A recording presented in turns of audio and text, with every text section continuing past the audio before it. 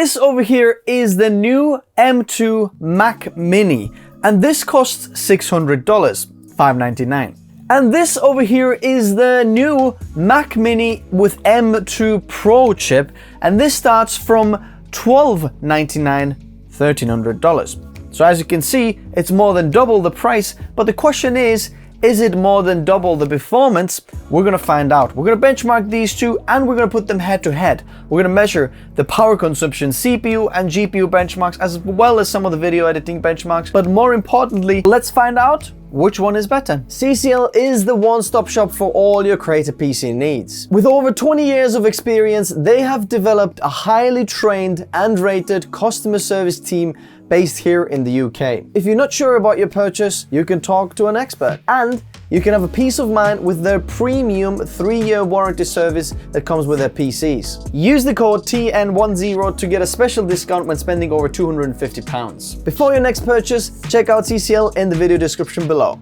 So this one here is the basic M2 chip. So this is 8 GB unified memory and 256 GB of SSD. So this is 8-core CPU and 10-core GPU. This is the base model that costs $599. A silver Apple sticker this time. And then the power cord. This is Mac Mini with Apple M2 Pro chip, okay? 16 gigs of unified memory and 512 gigabytes of SSD. 10-core CPU and 16-core GPU. So if we are looking at the Macs here, what's the difference? Then you can see that the just basic M2 has only 2 Thunderbolt ports, whereas the M2 Pro has 4 Thunderbolt ports. We have a HDMI, 2 USB Type-A ports, headphone jack, Ethernet, and the power cord here. All the rest of the outside is exactly the same. So we've got both the Mac Minis set up. On the left side here, we have the M2 Pro, and it's also plugged into the watt meter on the wall. So on this extension, so we can actually see the live wattage pull. As you can see, 1.8 watts right now. And then on this side, we have the M2, and we can see this is idling a little bit higher at the moment, 5.7 for some reason. So both of the outputs have been recorded on the HDMI. So HDMI out goes to external recorder, but I just realized that when I had the Thunderbolt cable plugged in, so instead of a HDMI, I was using the Thunderbolt to push video out. It was actually idling a few watts higher than right now. Through HDMI, it's about 3.9. When the USB-C was on the Thunderbolt, it was about 6 or something like that. Let me just plug it in, let's see what happens as well. See, instantly, 3.9, 6, 6.4. As you can see, when you've got the Thunderbolt plugged in, it's actually using more wattage. So I'm gonna pull this out, and then now it's gonna should go back down to about 3.9 or something like that. Also on the screen, what you can see is the red outline is M2 Pro, and when you look on the top corner there, you can see the video cards, the M2 Pro GPU utilization there, and you can see M2 Pro there as well, so you know which one is M2 and which one is M2 Pro. As you can see, M2 just says M2. And then we've got the RAM utilization over there, and then the CPU utilization over there as well. So first thing, we're gonna run the Geekbench 5 CPU benchmark. Now both of these are on, and let's have a look at the wattage as well. 6.8 on the M2, 7.3, about 8 watts we were pulled. Looks like constantly the M2 is pulling a bit more than the M2 Pro, which is interesting. 25, 38 peak there. I'm gonna do it one more time just in case. So in terms of wattage, the M2 Pro, I saw the max peak there about 38 watts, where the M2 was between 20 to 24 watts maximum. The M2 Pro got a single score of 19,036 and a multi-core 12,036. Interestingly, the M2 here got actually a single core score a little bit higher than the M2 Pro, which is interesting, but about 8,836 in the multi-core score. On the screen, you can see some of the comparisons with similar chips and M1 Ultra as well as the M1 from previous generation. Next of all, we're going to do a browser test. Speedometer 2.0 on both of these. We're going to start. Both of them are actually very, very low wattage here, about 4.5 watts or something like that. If you're on a Windows system, this is like unheard of. In Windows, it would be like 10x that, which is very, very impressive. But let's see what these scores are here now between these two machines. Very interesting. Again, the M2 is 411 compared to the 396 on the M2 Pro. So the M2 is faster. I've got to try this again. So M2 got 423.5, so even faster than before. And then the M2 Pro got 403, which is honestly, the M2 is faster again, which is interesting knowing that the M2 Pro is pretty much double the price. This is a single test now. We'll see. The M2 Pro pulls about 39 watts. M2 is 24 watts. So the two cores actually results to quite higher wattages. So on the M2, our CPU is going about 65, 66 maximum. Here on the M2 Pro, we are about the same. As you can see, 67, 68 maximum on some of the CPU cores. 69 there, I saw. Nothing to worry about at all. 73 degrees maximum here on the M2 Pro, and we pulled about 38 watts. And here the M2 is about 70 on the maximum CPU 1 core, 8,610 on the M2, and 11,675 on the M2 Pro. Okay, I'm gonna run the 10-minute test now. As you can see, the 10-minute multi-core test, which basically now we can see if these systems are pegged like 100% utilization, 10 minutes straight. Bear in mind, there is a little pause between when the test starts and ends as the multi-core test here. And then we'll see how well does the actual cooling do here. We are 73 degrees on the M2 Pro already. 40 watts pulled from the socket. So we'll see how the temperatures are going to do as well as the score in the end. If we have thermal throttle, perhaps if the score is lower over the 10 minutes, we'll see if the thermals are an issue. The fans are still running at 1700 RPM on the M2 Pro. The M2 is just cruising there around 70 degrees. The fan again is just there, and the base speed, let's see if they even spin up at all. Interestingly, the M2 Pro now is actually pulling about 40 watts, so a few more watts extra. I don't know if this is leakage of voltages to actually keep the clock speeds of the M2 chip. 85 degrees on the power supply. In terms of wattages, the M2 is pretty much half the wattage, 24 and 41 roughly, pulling the power supply. 88 degrees there, 89 degrees there. As you can see, we're going into the red. Interestingly, CPU core 1 now, I can see 90 degrees here. The power supply is 90 degrees there as well. Interestingly, the fan is not ramping up like at all. As you can see, the M2 Pro now is pulling 42, 43 watts almost. So it's pulling more wattage, and you can see that the temperatures here are about 92 degrees, 91 degrees on the CPU. So we were running quite hot here, but the fans are still not kicking in. 1700 RPM, it's absolutely completely silent. I can't hear anything from the fans at all. The M2 here is running pretty efficiently. CPU core 1 there is 79 degrees, maybe 80 degrees peak there for a little bit. Wow, 95 degrees, 94 degrees Power supply 96 degrees there, that sensor. It's getting quite hot here. Fans are not kicking in at all. So this is the end of the last run here. 11,637. So we have lost less than 1%. So I'm very happy with the performance, even though we hit 95 degrees, something like that. We didn't thermal throttle at all. So this is the last run for the M2. We're about 78, 79 degrees. Fans are not kinking in at all. 8,607, and again, we haven't lost any performance. So we're also going to be doing the single core test of Cinebench R23. Both of the systems are running here already. The M2 Pro is almost finished.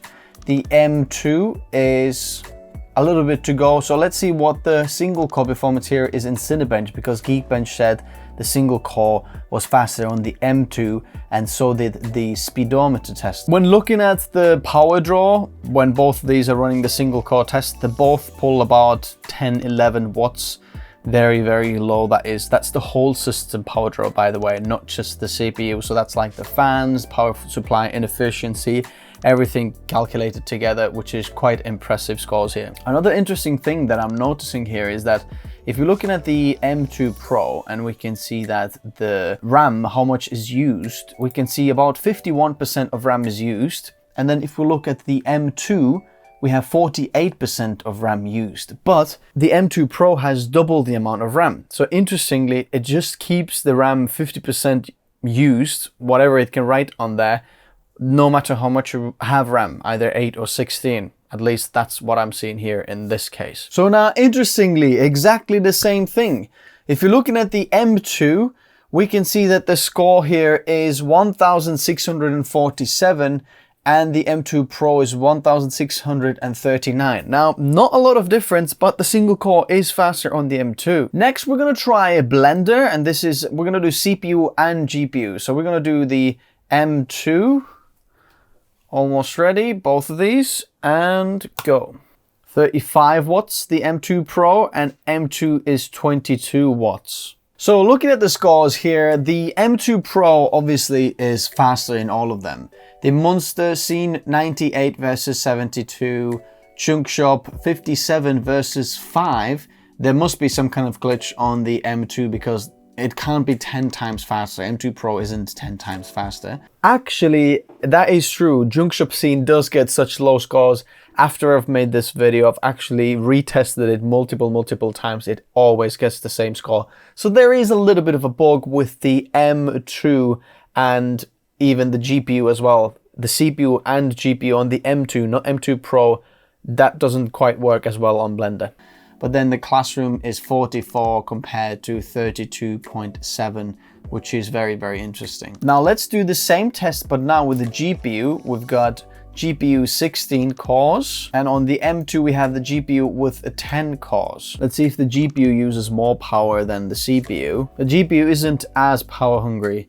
Right now we're pulling about 25 or something like that watts, and 12 watts on the M2 or something like that. So about half the wattage, maybe not quite half, but something like that. So as you can see, the GPU score is much faster than the CPU score, which it should be. The Monster scene is 332 on the 16 core M2 Pro. The M2 actually crashed, but the Junk Shop scene is 164 and Classroom 161. So if we compare that to the M1 Ultra with 64 core GPU, 4 times more cores, but the score is only double what we can see here. So the M2 with the GPU score and cores is actually much better in terms of architecture. So to see the M2 Ultra, whenever that's going to come out with 64 cores, maybe even more, that's going to be quite impressive. At the same time, it's nothing impressive in terms of the dedicated GPUs. For example, RTX 3050, if we look at that, is less than half, sometimes even 3 times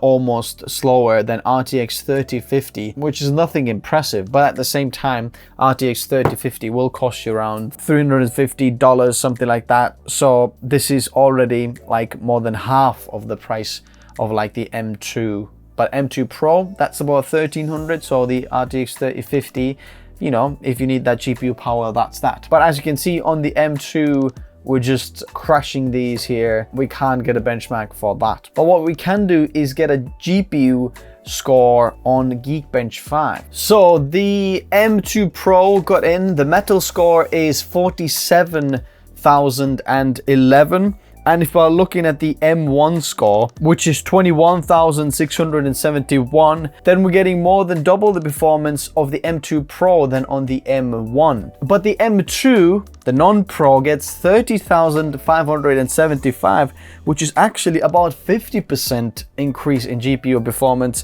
compared to the M1, which is quite impressive if we can get that, you know, with the next upgrades and next upgrades. Well done, Apple. Let's do OpenCL as well. So the OpenCL for the M2 Pro is 42,051, which is about half the performance of an M1 Ultra with 4 times the GPU scores. So quite impressive leap there.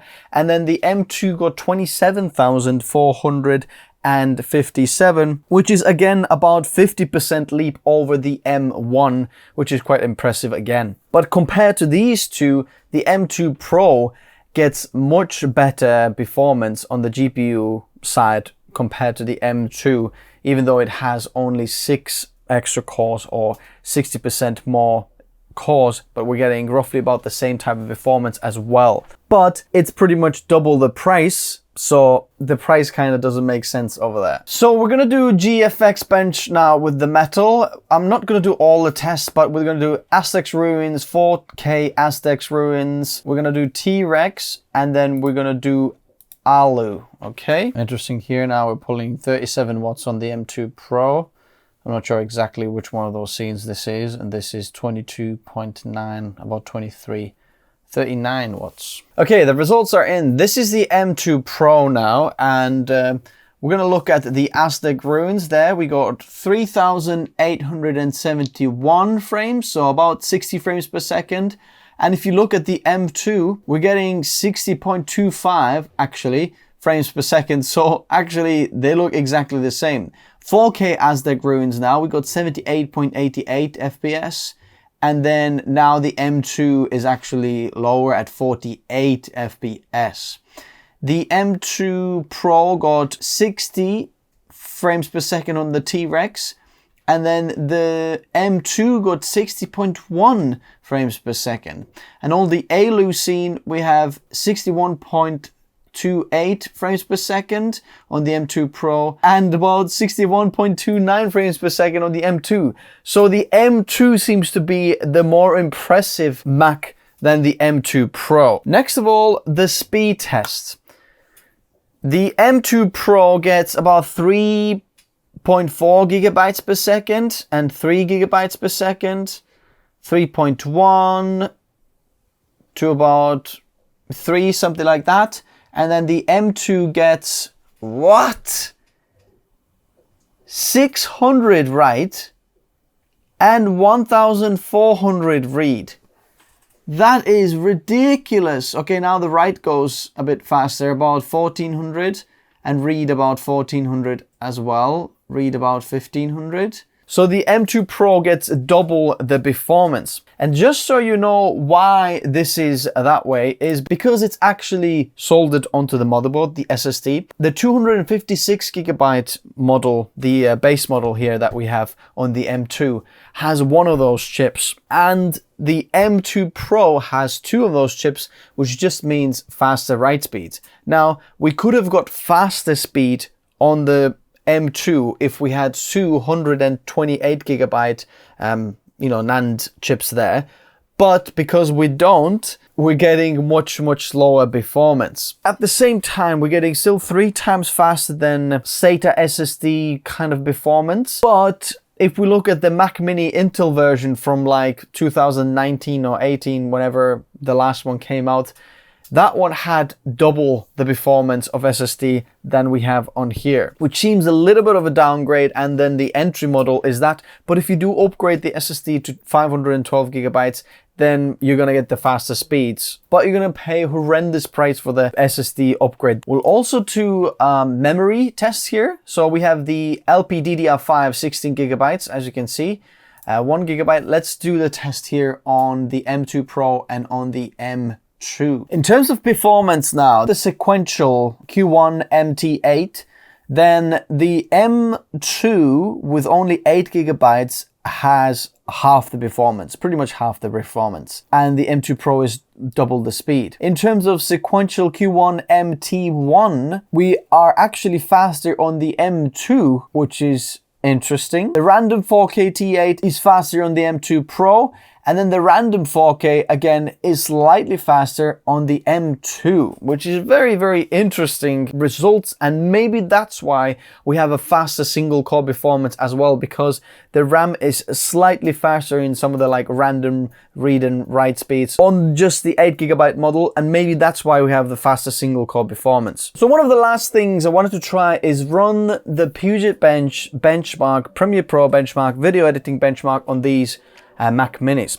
Now this does run on the native, Premiere Pro, so it's not going to go through Rosetta. This really shows kind of the capabilities of the whole system, because it uses RAM, it uses the encoders, it uses the GPU, it uses the CPU, kind of the whole package together, and the results are very, very interesting.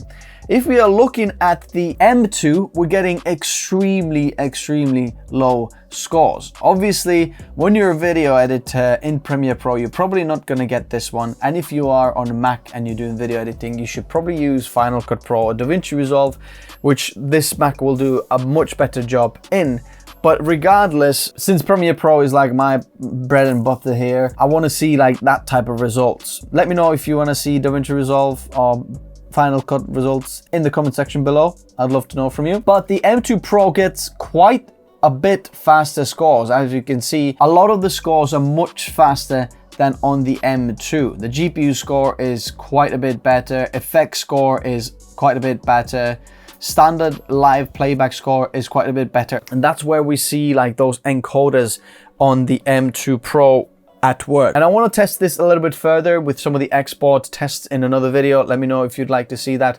But in terms of video editing, the M2 Pro they're a little bit better on the M2 Pro. Now, if you look at the price point, it's actually more than double, what you get with the M2 Pro here. As you can see, we've got the 10-core CPU, 16-core GPU there with the M2.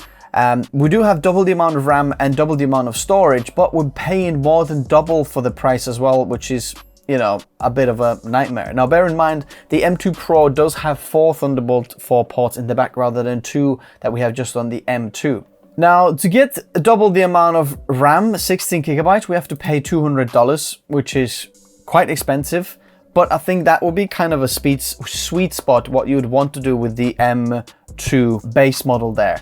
And at the same time, Apple, I can't believe the SSD prices here. This is the biggest ripoff SSD prices ever on planet Earth.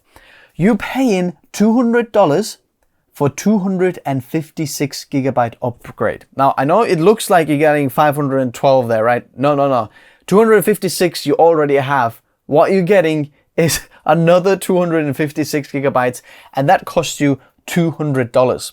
For $200, you can get ridiculously fast Gen 4 NVMe. I mean, look at that. Samsung 980 Pro, 2 terabyte Gen 4. This is up to like 7,000 megabytes per second, right? This is SN850X, which is one of the fastest SSDs you can get for Gen 4. It's $200 and it comes with a heatsink as well. And we're paying $200 for 256 gigabytes. It's absolutely ridiculous. At the same time, if you are getting it and you need to get it, that's the one we really need to get. Now we're paying $1,000 and we're getting the actual faster SSD speeds, because we're not just getting double the amount, we're getting faster of it as well. And we're paying $1,000. Also, by the way, if you're getting this, I highly recommend getting the 10 gigabit Ethernet. If you are a creator, if you ever want to use this as an ingest station or something like that, that is a very good price. Actually, Apple, this is very, very good price for a 10 gigabit Ethernet. $100 for that port is very, very good. If you usually get that on a PC, like an extension PCIe card, you're going to pay about $100 for that as well, which is very good pricing. Is it worth double the price for double the performance? Honestly, not really. You can get the M2 Pro with 12-core CPU and 19-core GPU as well, but again, you're paying $300 extra for that. and you're getting $1,600. For that price, you can get insane PC build for you, just from like Windows perspective, if you don't mind these. I can't convince you here with the actual performance of the system, because this is about the ecosystem. It's about how it looks and so on. To me, the actual winner of these two tests is the M2. So you can fly! And if you have any spare cash, what I would do is get the 16 gigabytes of RAM and 512 gigabytes of storage, just so you get the faster SSDs there. Now, if you can't get the 512 gigabytes SSD storage, don't worry about it. What you can do is get an external Thunderbolt enclosure, Thunderbolt 4 enclosure, and put a normal NVMe in there, and you're gonna get much more storage for your money. Just if you can't fit all of your programs and things on the 256 gigabytes, that's when it becomes an issue. But you can actually get external storage that's much faster than the internal storage on the 256 gigabyte model, which is actually insane. So the conclusion now then between these two Mac Minis. Number one, power consumption is very, very impressive. Now the whole system, what I could see maximum pulled when absolutely pegging it with everything I could, is about 70 watts. Now it might be a little bit more when you start to have Thunderbolt screens and when you start having charging or something like that through Thunderbolt as well, then it's going to start pulling more. But the system on its own, when GPU, CPU and SSDs and some of the Thunderbolt controllers are pretty much maxed out, then we're pulling about 70 watts, which is very, very impressive. They both are absolutely silent. They are not making any noise, and Apple wants you to keep it that way. Is the M2 Pro worth it over the M2?